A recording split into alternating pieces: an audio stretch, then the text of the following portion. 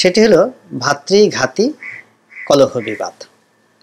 বিগত যে নির্বাচনটি হলো ডামি নির্বাচন, সেই নির্বাচনে বিদ্রোহী প্রার্থী, দামি প্রার্থী, এগুলো দিয়ে আওয়ামী লীগ যে বিপদে পড়েছিল, সে বিপদ এখন সুদে আসলে এই 2024 সনের মে মাসে এসে বহুগুণে বেড়ে গিয়েছে।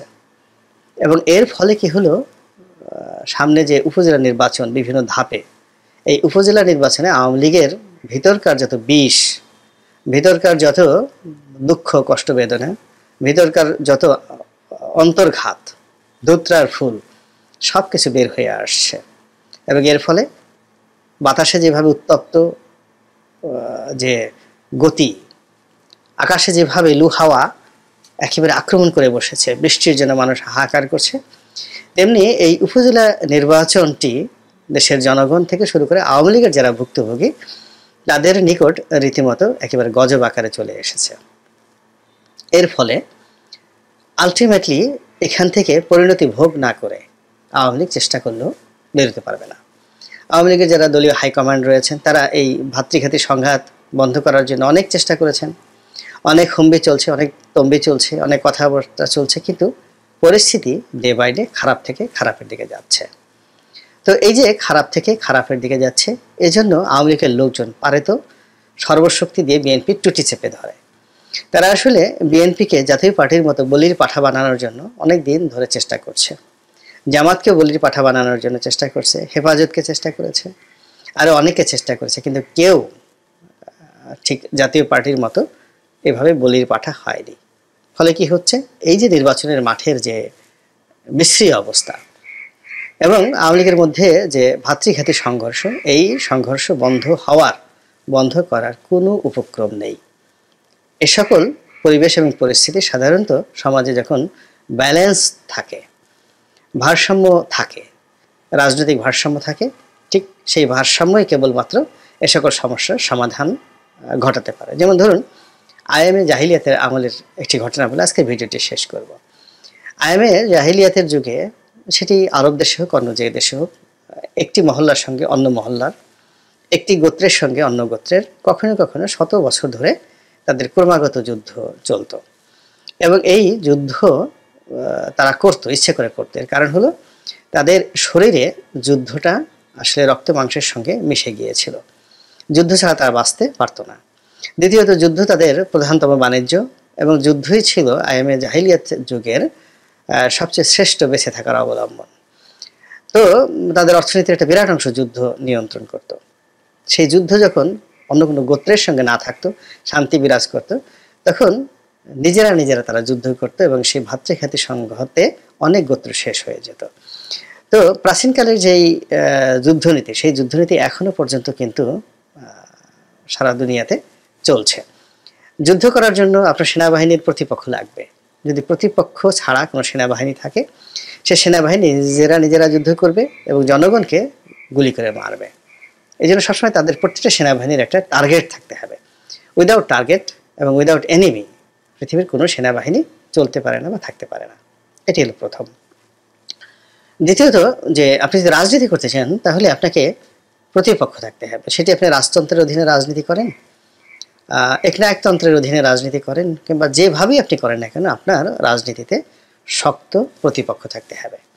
এবং সেই শক্ত প্রতিপক্ষ যদি না থাকে, তাহলে নিজেদের মধ্যে ভাতৃঘাতী যে সংঘাত, সেই সংঘাত আসলে হিটলার বন্ধ করতে পারেননি, সেই সংঘাত মুসোলিনি পারেননি, সেই সংঘাত পিনোশে পারেননি, কেউ পারেননি। পৃথিবীর অনেক বড় বড় যাকে বলা হয় স্বৈর শাসক ছিলেন, সাদ্দামের মতো স্বৈর শাসক ছিলেন। সাদ্দাম একসময় নিজের ছায়ার সঙ্গে নিজে যুদ্ধ শুরু করেছিলেন, নিজের জামাতাকে তিনি গুলি করে মেরে ফেলেছিলেন, তারপর নিজের স্ত্রীকে মেরে ফেলেছিলেন স্ট্যালিন। এরপর গাদ্দাফির কথা যদি আপনি ধরেন, তিনি আরও নির্মম হয়ে পড়েছিলেন সমস্ত প্রতিদ্বন্দ্বী শেষ করে। কিন্তু সবার শেষে যখন নিয়তি ডাক দিয়েছিল, কোথা থেকে যে কত শত প্রতিদ্বন্দ্বী এসেছিল এসব স্বৈরশাসকের জীবনে, তার কোনো ইয়ত্তা নাই। তো আওয়ামী লীগ যে বিএনপির সঙ্গে কূটচাল করেছে, সেই কূটচাল উল্টো বুমেরাং হয়ে পড়েছে এবং বিএনপি শুধুমাত্র রিগ্রেট করেছে যে না, আমি তোমাদের সঙ্গে খেলবো না, আমি তোমাদের সঙ্গে নেই।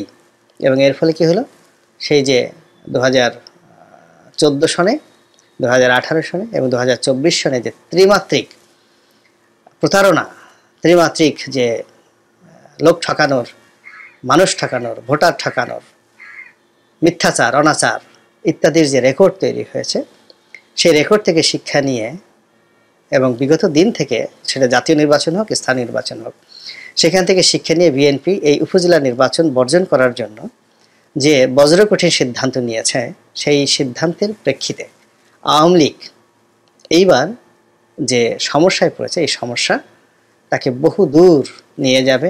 আবারও রিজার্ভ চুরির খবর ভারতীয় গণমাধ্যমে, বাংলাদেশ ব্যাংকের অস্বীকার।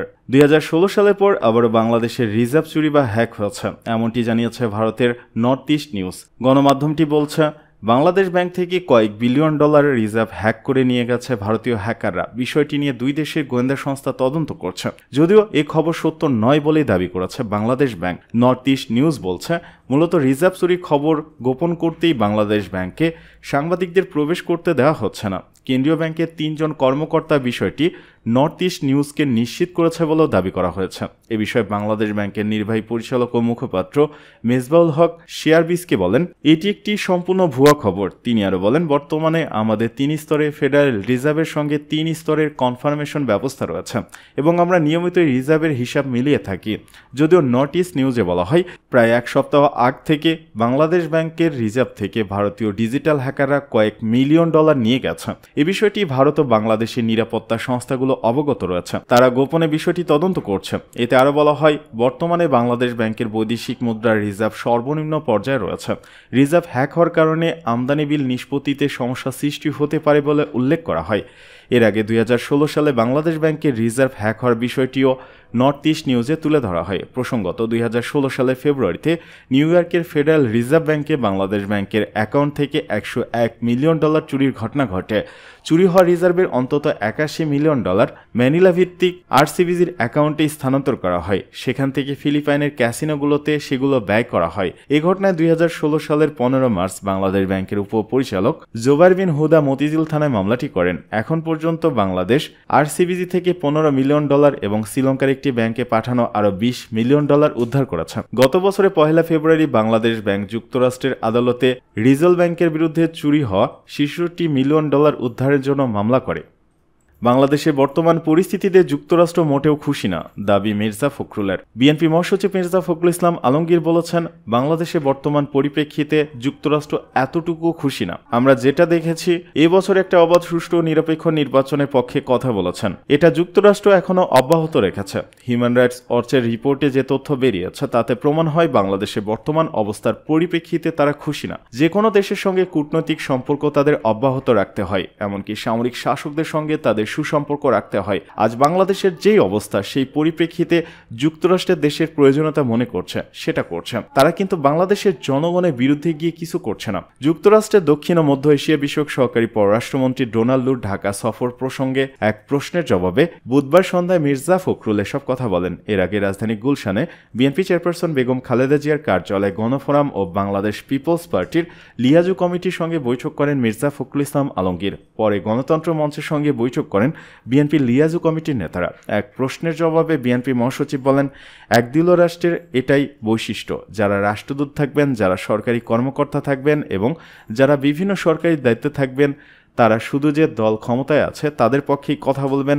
তারা বাইরে যে কাজগুলো করেন সেটা বাংলাদেশ প্রমোট করে না, আওয়ামী লীগকে প্রমোট করে না। আওয়ামী লীগ প্রমোট করার কারণেই তারা বাইরের কিছু লোককে বিভ্রান্ত করার চেষ্টা করেন। লিয়াজু কমিটির বৈঠকে মির্জা ফখরুল ইসলাম আলমগীর ছাড়াও বিএনপির ভাইস চেয়ারম্যান বরকত উল্লাহ বুলু উপস্থিত ছিলেন। আওয়ামী লীগের কারণে পানির ন্যায্য হিস্সা থেকে বঞ্চিত দেশ। এদিকে ফারাক্কা দিবস উপলক্ষে দেয়া এক বাণীতে মির্জা ফখরুল ইসলাম আলমগীর বলেছেন, আওয়ামী লীগের কারণে বাংলাদেশের মানুষ পানির ন্যায্য হিস্সা থেকে বঞ্চিত। 48 বছর আগে অবিসাংবাদিক মুসলিম জননেতা মৌলানা আব্দুল হামিদ খান ভাসানী ডাকে সারা দেশের লাখো জনতা ভারত থেকে বাংলাদেশে প্রবাহিত গঙ্গা নদীর পানির ন্যায্য হিস্সা আদায়ের সংগ্রামে ফারাক্কা অভিমুখে ঐতিহাসিক লং মার্চে অংশ নেয়। সূত্র দৈনিক যুগান্তর।